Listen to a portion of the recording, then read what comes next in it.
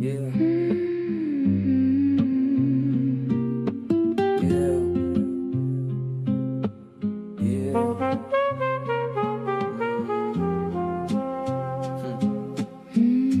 Yeah.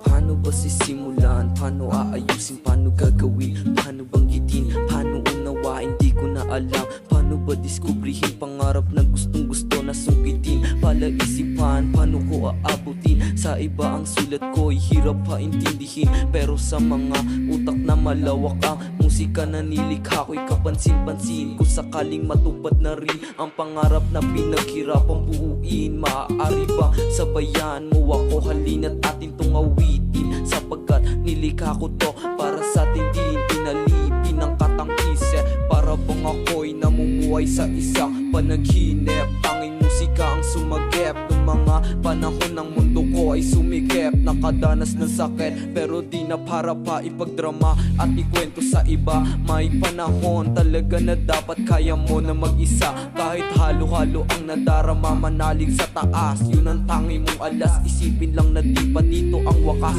dahil meron pang panibagong bukas.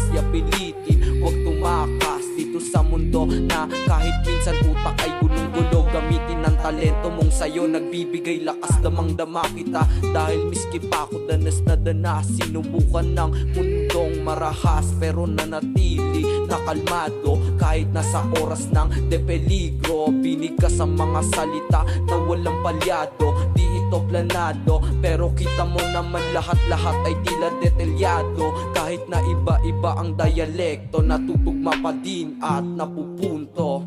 Yeah.